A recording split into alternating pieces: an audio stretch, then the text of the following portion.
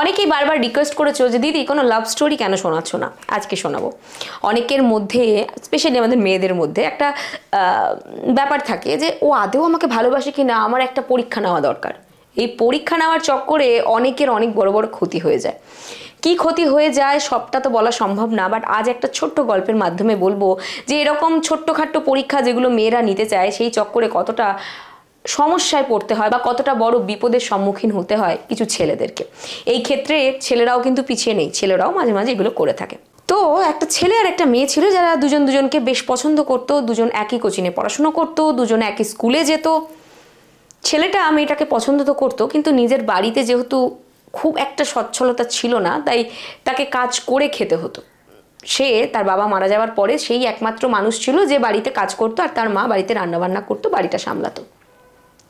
তো এই কারণে, কাজের কারণে সে মেয়েটিকে খুব একটা সময় দিতে পারতো না। আর মেয়েটি প্রতিদিন ভাবতো যে এবার আজকে হয়তো আমাকে প্রপোজ করবে, বা আজকে আমাকে হয়তো বলবে চল আমরা দুজনে একটু ঘুরে আসি, বা একটু চল কোথাও বেরোই, বা স্কুলের পরে দুজনে একসঙ্গে হেঁটে হাত ধরে একসাথে ফিরবে। কিন্তু সেরকম কিছুই হতো না। স্কুল শেষ হওয়ার সাথে সাথেই ছেলেটি সাইকেল নিয়ে বেরিয়ে যেত, টিউশনে আসতো, পড়াশুনো করতো, তার সাথে সাথে বেরিয়ে যেত। কারণ ছেলেটি যেখানে কাজ করতো মুদিখানার দোকানে, সেখানে বেশিক্ষণের জন্য তাকে ছাড়া হতো না, ছুটি দেওয়া হতো না। তো এরকমভাবে চলতে চলতে একদিন হঠাৎ এই মেয়েটি তার বান্ধবীর বাড়ি যায় এবং গিয়ে বলে, শোন রিয়া, অনেক দিন হয়ে গেল, ও আমাকে বহু দিন ধরে ঘোরাচ্ছে, আজকে একটা এক্সাম মানে পরীক্ষা নিয়ে নি। রিয়া বলে, কি পরীক্ষা? তুই ওকে ফোন কর।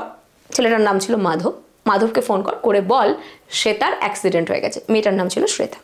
শ্বেতার অ্যাক্সিডেন্ট হয়ে গেছে, খুব খারাপ অবস্থা, তুমি এক্ষুনি চলে এসো। তো রিয়া মাধবকে ফোন করে সেম কথাই বলে যে অ্যাক্সিডেন্ট হয়ে গেছে ভাই, তাড়াতাড়ি চলে এসো, ভীষণ খারাপ অবস্থা, তুমি এলে একটু ভালো ফিল হবে, বা তুমি এলে দেখতে পাবে। এই কথা শোনার পরে প্রায় 2 ঘন্টা কেটে যায়, ছেলেটা আসে না।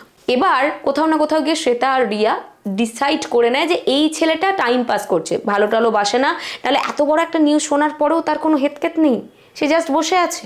খানিকক্ষণের মধ্যে মাধবের ফোন থেকে, ছেলেটির ফোন থেকে একটা ফোন আসে এই বন্ধু রিয়ার ফোনে। ফোনটা আসার পরে, ফোনটা যেহেতু ওই নাম্বার থেকে আসে, তো শ্বেতাই ফোনটা ধরে। প্রচণ্ড রেগে গিয়ে শ্বেতা বলে, বলো কি বলছো, কেন ফোন করেছো এখন, তুমি আমার অ্যাক্সিডেন্ট শুনেও এলে না? ওপর থেকে একটি লোক বলে, আসলে যার ফোন সে এখানে পড়ে আছে, ব্যাপারটা হচ্ছে এই নাম্বারটাই দেখলাম লাস্ট কল এসছে, তাই ফোন করলাম। তো যার ফোন সে মারা গেছে, মানে সে খুব জোরে বাইক চালিয়ে আসছিল কোনোভাবে, সে এখানেই মারা গেছে, স্পট ডেথ হয়েছে। আর বারবার সে বলছে যে রিয়াকে বাঁচিও, রিয়াকে বাঁচিও। তো সেইটার জন্যই আমরা বারবার চাইছিলাম বাড়ির কারোর সঙ্গে যোগাযোগ করতে, কোন নাম্বারে ফোন করব বুঝলাম না, কল লিস্টে আপনার নাম্বারটাই ফার্স্ট দেখলাম, তাই আপনাকে ফোন করলাম। এই ঘটনার পরে শ্বেতার কি হয়েছিল, রিয়ার কি হয়েছিল, মাধবের কি হয়েছিল ছেড়েই দিলাম, এটা তো আমরা আলাদা আলাদা করে ডিসকাস করতেই পারবো না, এটা বিশাল বড় লস। কিন্তু শুধুমাত্র নিজেকে শিওর করার জন্য, নিজে একটা হ্যাঁ আমি আদেও শিওর হতে পারছি না এটা বোঝার জন্য এত বড় একটা ভুল, যেটার জন্য একটা মানুষের প্রাণ চলে যেতে পারে, এটা কোনোদিন হতে পারে না। তো এরকম ছোটোখাটো এক্সাম তোমরা যখন নিতে যাও, তার আগে ভাবো যে তুমি যার সঙ্গে এরকম বড় একটা প্র্যাঙ্ক করছো, বা নিজেকে জানানোর জন্য এত বড় একটা গেম বা এত বড় একটা জীবনের ঝুঁকি নিচ্ছ, সে কিন্তু তোমার জন্য অনেক কিছু করছে, কিন্তু সেটা তোমাকে বোঝাতে পারছে না, মানে এটা নয় যে সে তোমাকে ভালোবাসে না।